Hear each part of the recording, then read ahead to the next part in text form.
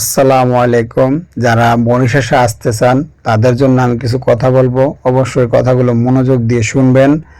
আর বিশেষ করে যেসব ভাইয়েরা এজেন্সির মাধ্যমে পাসপোর্ট জমা দিয়েছেন, এখন একটু অপেক্ষা করতেছেন 1 বছর 2 বছর, তাদের জন্য বিশেষ করে বার্তাটা। তো ভিডিওটা সবাই বেশি বেশি শেয়ার করে দিবেন, আর অবশ্যই আপনার মতামত কমেন্ট বক্সে জানাবেন। তো প্রথমে যে কথাটা বলবো, কথাগুলো শুনবেন। প্রবাসে যেতে হলে প্রথমে আপনাকে সচেতন হতে হবে। প্রতিটি জায়গায় দালালের সুযোগ হয়, কিন্তু আমাদের হয় না, শুধু অসচেতন হওয়ার কারণে। মনে রাখবেন, বিদেশ মানেই শুধু টাকা নয়, আবেগ দিয়ে প্রবাস জীবন চলে না ভাই। প্রকৃত প্রবাসীরাই জানে বাইরের জীবন কতটা কষ্টের। তাই যাওয়ার আগে বিষয়গুলো শতবার ভেবে দেখবেন, যাচাই বাছাই করে সিদ্ধান্ত নেবেন। যে কোনো দেশে যাওয়ার আগে আপনার সংশ্লিষ্ট কাজের অভিজ্ঞতা অবশ্যই অর্জন করবেন, কারণ কাজ ছাড়া বিদেশের মাটিতে আপনার দাম নাই, আর আপনার কোনো সুযোগ সুবিধাও তেমন পাইবেন না। এই জন্য আমি বারবার বলি, যারা বিদেশে যে কোনো দেশে যাইতে চান অবশ্যই কাজের প্রতি অভিজ্ঞতা আপনারা অর্জন করবেন। হ্যাঁ, একটু দেরি করে আসেন, সমস্যা নাই, কিন্তু অভিজ্ঞতা নিয়ে আসবেন।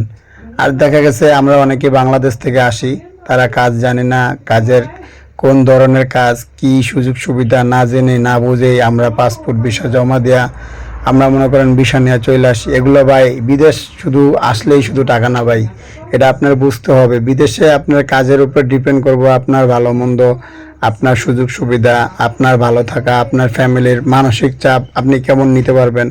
আপনি যদি বিদেশে আসার পরে যদি আপনার কাজ না থাকে, আপনি সব দিকে অশান্তিতে ভরে যাবো আপনার, ঠিক আছে? তো আমি এই কারণে বলি, অবশ্যই কাজের অভিজ্ঞতা নিয়ে আসবেন।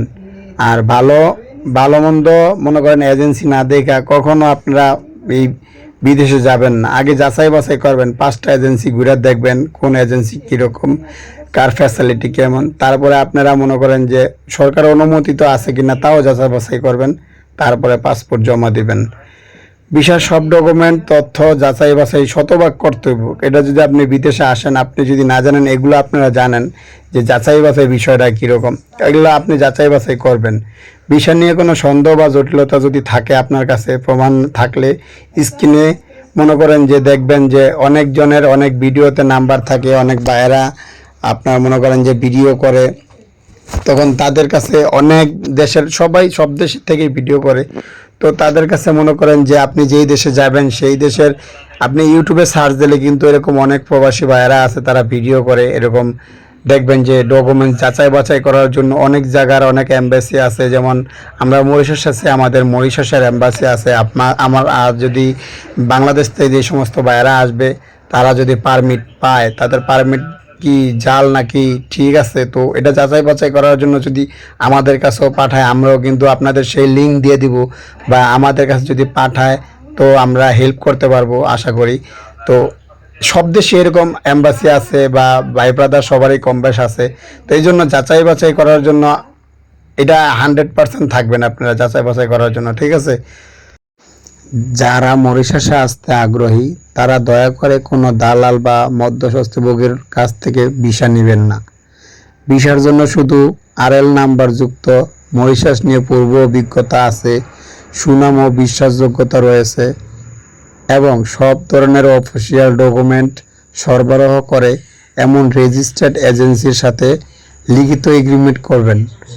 ভিসা নেওয়ার আগে অবশ্যই এজেন্সির আরএল নাম্বার যাচাই বাছাই করবেন, ভিসা ও সংশ্লিষ্ট কাগজপত্র ভালোভাবে পরীক্ষা করবেন এবং মরিশাস দূতাবাস থেকে ওয়ার্ক পারমিট যাচাই করে নিশ্চিত হয়ে নিন। সচেতন থাকুন, যাচাই করুন, কারণ নিরাপদ প্রবাস জীবন শুরু হয় সঠিক সিদ্ধান্ত দিয়েই। মরিশাসের ভিসা খুলছে বিদায় আনন্দিত হয়ে পাসপোর্ট জমা দিবেন না। অবশ্যই যে জায়গাতে পাসপোর্ট জমা করবেন সেই জায়গার সেই অফিস সরকারি লাইসেন্সের আরএল নাম্বার দেখিয়ে তারপরে কাগজপত্র জমা দিবেন। আশা করি বুঝতে পারছেন। আর বিশেষ করে অনেক রোদ ভাই, এই কারণে ভিডিওটা করতে যায় অনেক হাঁপায়ে গেছি, আর বিশেষ করে অনেক হাঁটতেছি। হাঁটার পরে একটু রেস্টের মাঝে ভাবলাম যে আপনাদের জন্য একটা ভিডিও করি, তো ভিডিওটা করলাম। আর আশা করি অবশ্যই যারা যারা মরিশাসে আসতে চান, তো তারা অবশ্যই ভালোভাবে যাচাই বাছাই করবেন। আর আমি একটা স্পটে আছি, এই স্পটটা এটা মরিশাসের খুব পরিচিত একটা জায়গা, রাজধানী মরিশাস ফুড প্লেস। আর আপনারা ভিডিওতে যাদেরকে দেখতেছেন এগুলা সবগুলা নেপালি।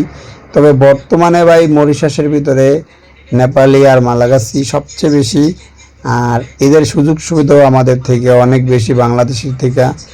আর একটা সময় এই জায়গাটা সম্পূর্ণ জায়গাটা কিন্তু আমাদের বাংলাদেশিরা আপনার এইখানে জুড়ে থাকতো, যেদিকে তাকাইতাম শুধু বাঙালি বাঙালি বাঙালি।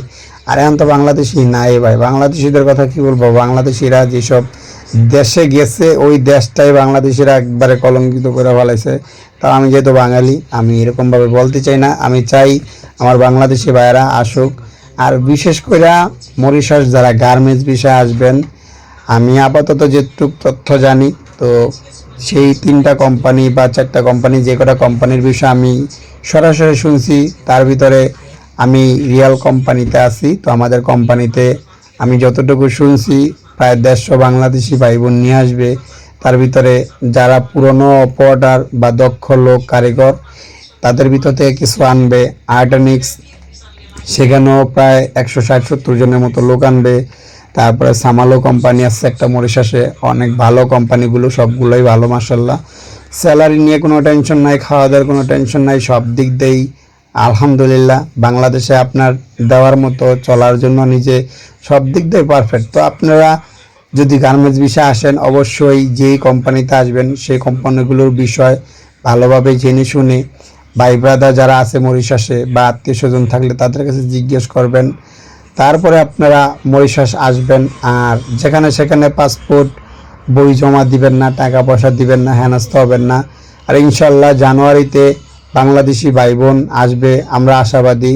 এবং আমাদের মরিশাসের high commissioner sir Asaduzzaman sir তিনিও ঘোষণা দিয়ে দিয়েছেন যে সব কোম্পানি থেকে মনে করেন যে আনবে। তো সবাই ভালো থাকবেন আর ভিডিওটা বেশি বেশি শেয়ার করে দিবেন, যাতে